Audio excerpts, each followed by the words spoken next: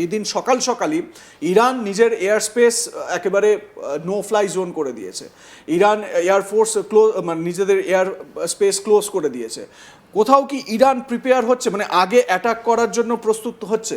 দেখুন, এটা আমরা বলি পারসেপশন বিল্ড আপ, মানে বিশ্বকে তৈরি করা, এনভায়রনমেন্ট বিল্ড আপ। আপনি আজকে যে ইরান হচ্ছে, আপনি খবর কোত্থেকে পাচ্ছেন? আপনি তো একটা এত বড় এডিটর, আপনি এত বড় কথা আপনি জানেন। আজকে যতগুলো ইনফরমেশন আপনার ইরান থেকে আসছে, কেউ না কেউ আপনাকে রিউটার্স দিচ্ছে, নাহলে বিবিসি দিচ্ছে। ওরা কোত্থেকে পাচ্ছে? যখন ইন্টারনেট নেই, ওরা স্যাটেলাইট দিয়ে নিচ্ছে, ওটা তো শেষ হয়ে যাবে। স্টারলিংক আপনি তো কিছু শুনলেন কি স্টারলিংকে আপনার ইরান প্রথমবার শোনা যাচ্ছে কি স্টারলিংকে ক্লোজ করা যেতে পারে, ওটা ব্লক করা যেতে পারে, এটাও মিডিয়াতে আছে, কেউ যা বেশি গুরুত্ব দিচ্ছে না। তাহলে এই জিনিসগুলো আপলোড কোত্থেকে হচ্ছে? এই স্যাটেলাইটগুলো জিনিস কোথায় থেকে আপলোড হচ্ছে? আর যেখানে আপলোড হচ্ছে ওকে ইরান তো ছাড়বে না। তাহলে এই যে খবরগুলো যেটা আছে, আপনি যতগুলো এজিটেশন, মৃত্যু খবর, আজকেও আমাদের ইন্ডিয়ান নিউজ পেপার দেখুন, অনেকগুলো নিউজ পেপার বা আখবর কাগজে আপনি দেখবেন ওরা দিয়েছে কি 100 থেকে বেশি ইরানিয়ান সিকিউরিটি ফোর্স মারা গেছে। এরা কোথায় মারা গেছে? বর্ডারে মারা গেছে, তেহরানে মারা গেছে। মনে রাখবেন 1971-এ যখন আমরা বাংলাদেশের অপারেশন শুরু হয়েছিল, বাংলাদেশের অপারেশন মার্চ মাস থেকে আরম্ভ হয়ে গেছিল, মার্চ। অ্যান্ড তারপর আমরা ডিক্লেয়ার করলাম 6 ডিসেম্বর 1971, যখন পাকিস্তান আমাদের উপরে হামলা চালালো। তো মার্চ থেকে ডিসেম্বর পর্যন্ত আপনি ভাবছেন কিছু হচ্ছে না, হচ্ছিল না? এই আমাদের মুক্তি যোদ্ধা যারা ছিলেন, আমাদের অনেকগুলো ওখানে অপারেশন করলেন। সিমিলার আপনার ইরানের মধ্যে এই ইরাক, এই পাকিস্তান, এরা কি আপনি বলছেন এরা গদ্দারি করছে না?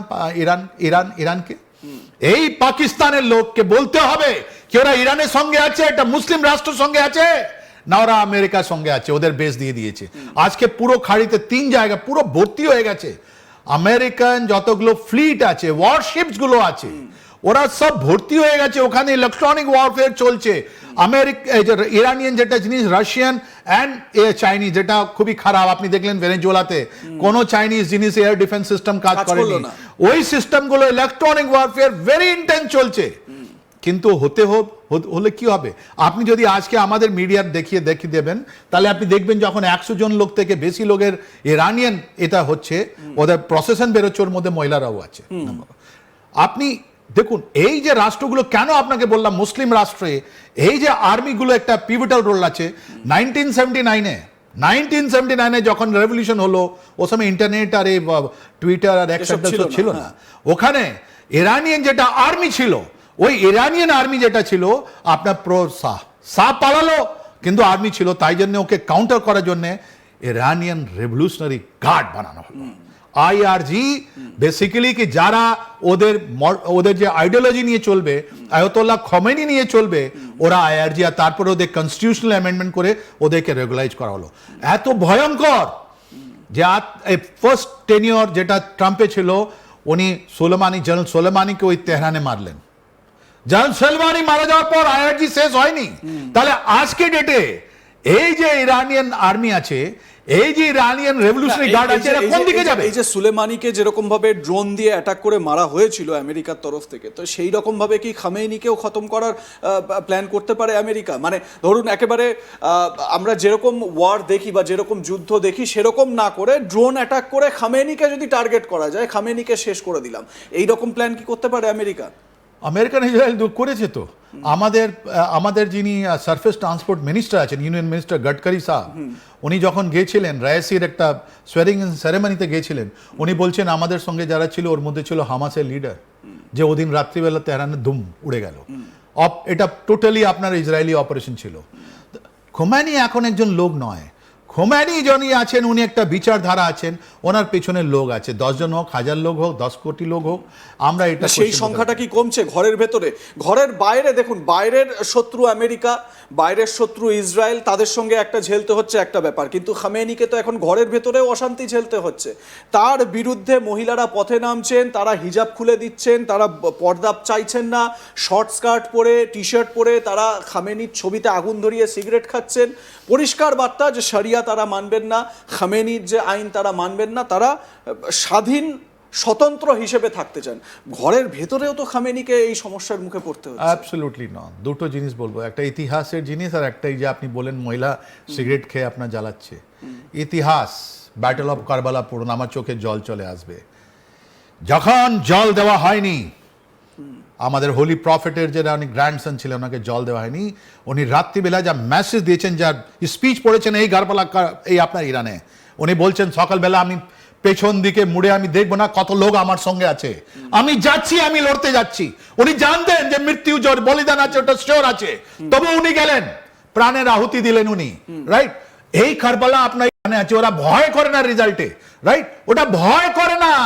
এটা কারবালার ব্যাটলটা পড়বেন, আর ওনার নাতি যেটা স্পিচ আছে, যা ওয়ার্ল্ড ওভার ওটা পড়া যায়, এত সুন্দর ভাবে, এত মোটিভেটিং টক, আর মানুষগুলো কাঁদতে আরম্ভ করলো। নেক্সট ডে ওরা বেরোলো, ওরা জানে যে ওরা অপোজিশন সামনে ওরা টিকতে পারবে না, ওরা টিকতে পারেনি, ওদের শাহাদাত হয়েছে। তাই জন্য আজকে যেটা আপনার মুহররম মানাচ্ছে, তো ওরা বলছে কেন মুহররম মানানো হয়, ওরা শোক করছে কি তুমি যখন আমাদেরকে চেয়েছিলে আমরা ওদিন তোমার সঙ্গে ছিলাম না।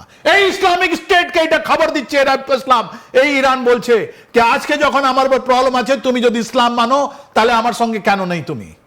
এটা অনেক বড় ফাড় আপনি দেখতে পাচ্ছেন, আইডিওলজিক্যাল ফাড়, এটা রিলিজিয়াস ফাড়, এটা ডিবেটেড হবে, এটা তো কথা বলা হবে কি ইরানকে যেভাবে স্যাংশন করা হয়েছে।